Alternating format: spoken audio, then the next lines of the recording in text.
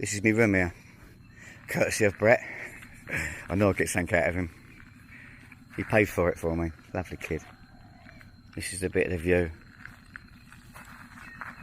And here is what you wake up to.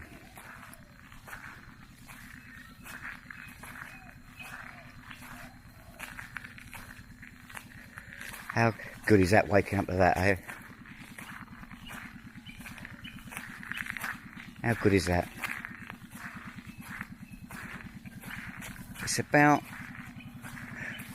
6:30, maybe 7 o'clock in the morning. There's my son doing his bits and pieces, look.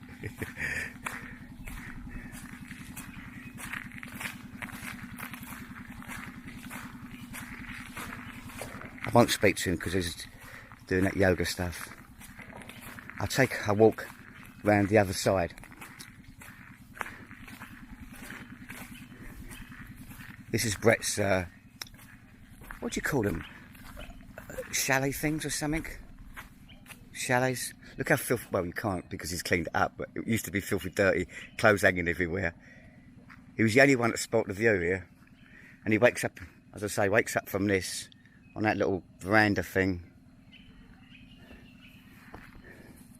And ends up looking at that. Every morning. How can you not enjoy life? How can you not enjoy it?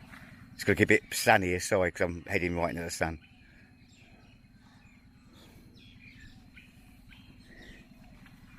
It gets light here about 5:30 in the morning, this time of the year. It don't change a great deal throughout the seasons. Normally it's between 5:30 and 6:30. This time of the year, as I say, it's 5:30. So I'll be out of bed at 5:30 every morning, I think, waiting for that sun to rise. Oh, there's another geezer there. I didn't realise there's two people. Oh, it's not even my son. I'm looking at... My son's over there. Sorry. I can't talk because I'm going for a walk.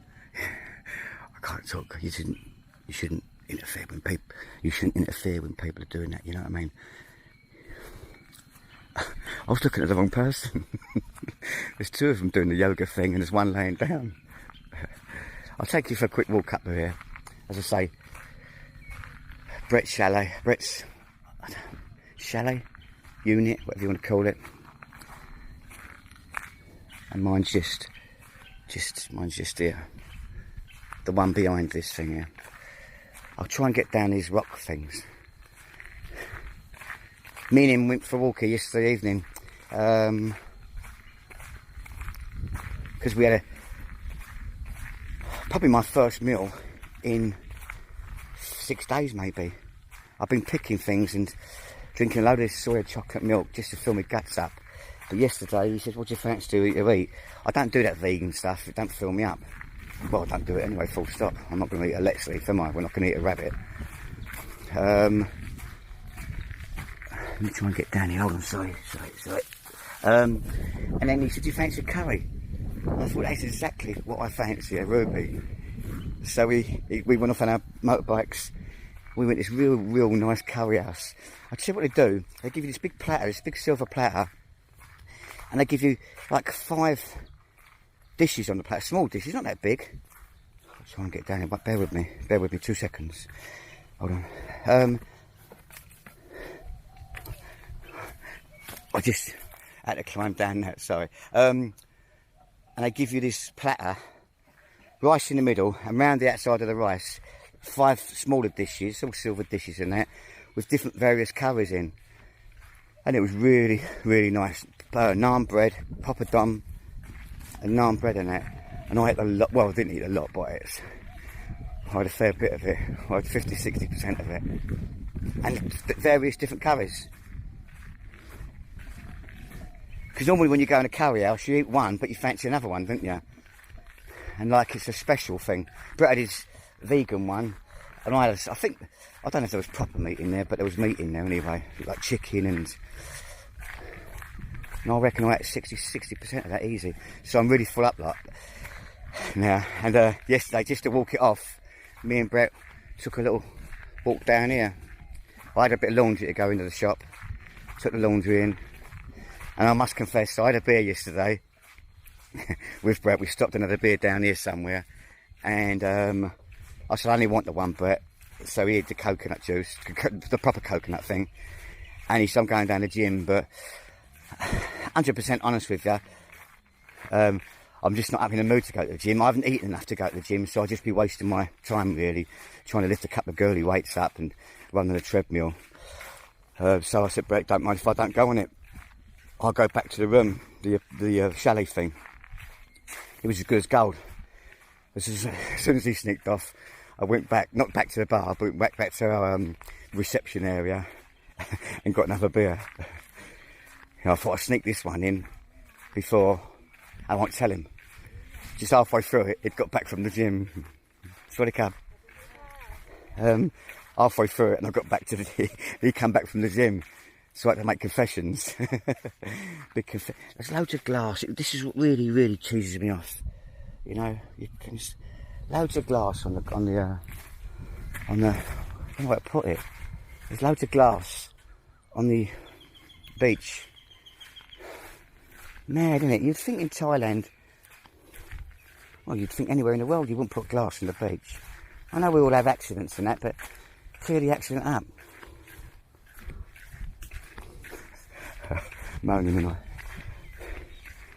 I must admit though, I'll show you this here. Let me show you slowly. This is not that clever here. This has got to be for the fishermen, and them boats out there must be fishing boats.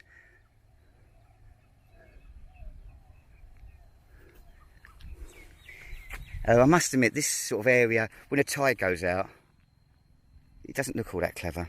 It's the sand, I should say. But this is not a touristy beach, which is the beauty of this beach. You haven't got all these tourists getting drunk and doing stupid things. So, if you want a quiet beach, this is the beach to go to. Really nice. I said, did I say before?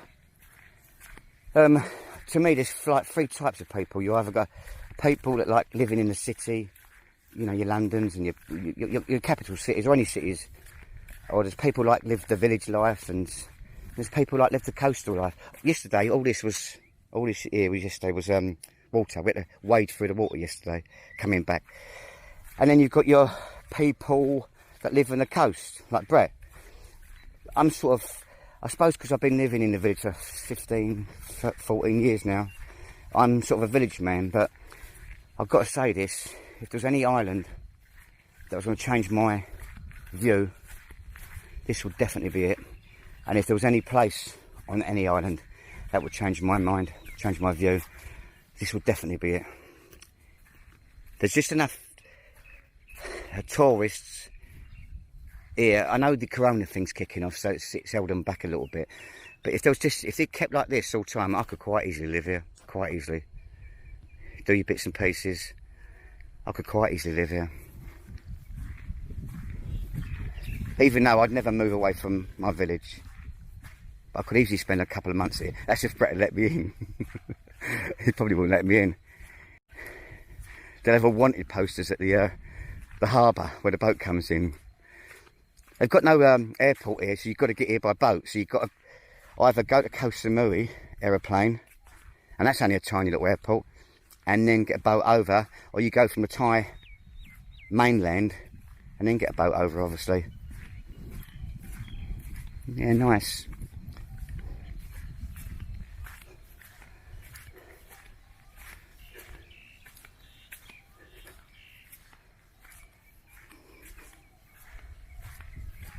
I don't know what to talk about now. I hate it when you do these movies and it all goes quiet, you know. I'll tell you what I'm going to talk about now quickly. You've seen, I've been really happy. Things have sort of worked out, to be honest with you. This year I've done a couple of movies about my life in the village. And I wasn't going to do them. Basically, all they were for was for my family, full stop. And then I thought, well, whack them on the YouTube. Done them, and there's a couple of people more in my family look at them. I've got to get across here now. A couple more people in my family look at them, which I'm more than happy with. But I'm so happy with one more thing. Hold on. This camera's going all over the show now because I'm panicking. I've got to get across this water. I'm so happy with one thing. Now my family, I was just bending over then, so my voice got all right. Sorry, picking my shoes up. Now my family have got like a bit of an insight to Dill, what she looked like and that, because they'd never seen her before, none of my family. So they got a bit of insight to what she looked like, her mannerisms, the size of, well, it's irrelevant the size of her, does it? Doesn't matter. I just want to tell you a couple of things about her. Her personality was just mental. A lot of Thais, I laugh over. Thais are into sort of slapstick humour. You know, Laurel and Hardy, they laugh at Laurel and Hardy and Mr. Bean, they love all that stuff. Like, you tell them jokes, they haven't got a clue what you're talking about. Englishmen, Irishmen and Scottishmen, they don't know what you're talking about. Or Cambodian, Vietnamese and the Thai geezer, they'd be scratching your head. But if you fell over as you were telling the joke and broke your arm, they'd wet themselves, they'd laugh their heads off, because that's their kind of humour. But Dill had a sort of different kind of humour. She had that stupid kind of humour, that slapstick humour, but she had another humour. I ain't got a clue where she got it from. But I mean, there's loads of incidents I could tell you, which you probably wouldn't find funny because you don't know the sort of standard Thai ways. But some of the things she used to say to me, I'll give you one of them. We was looking for a condominium in Pattaya. I'm going back more than 10 years ago, 14 years ago. And while I was looking for a condominium in the right area, we stayed in this hotel for about maybe 6 months, 8 months. And you got to know everything everywhere. I forget what they call this, Malibu Beach, Brett was telling me, or something like that, Malibu Beach. Looks very pretty, doesn't it? And we was waiting, we got to know the hotel, all the reception, every nook and cranny of the hotel. And then we've been out somewhere, we was waiting by the lift, there's a double lift, and in between on the wall, they just put this laminate, it's A4 sheeting, just stuck it up on the wall. And no idea why I asked Dill what it said. It was all in Thai script, all Thai writing.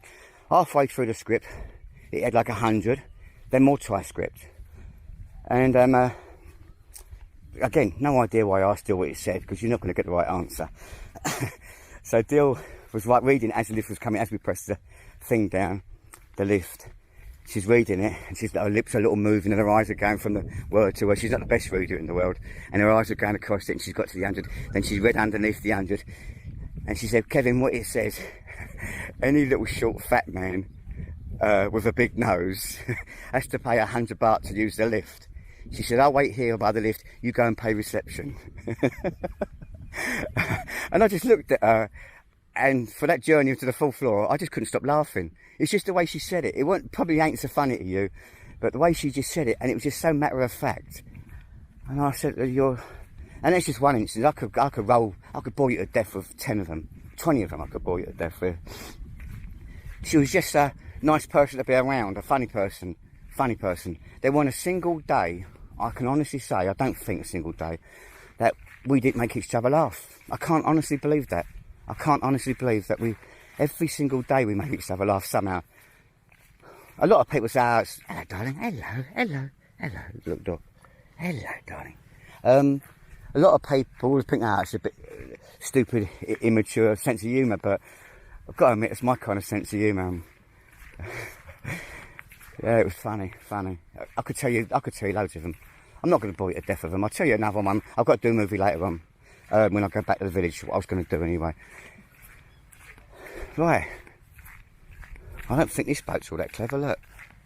Oh, look, I've gone up to 14 minutes. Sorry, I'm just going to quickly show this boat. I don't like doing movies too long, because they get boring, don't they? I don't think that's going anywhere tonight. I reckon the Vikings brought that one in. Look at the state of it. But Thai people, bless their hearts, they salvage something out of that. I don't know what they salvage, but they would get something out of it.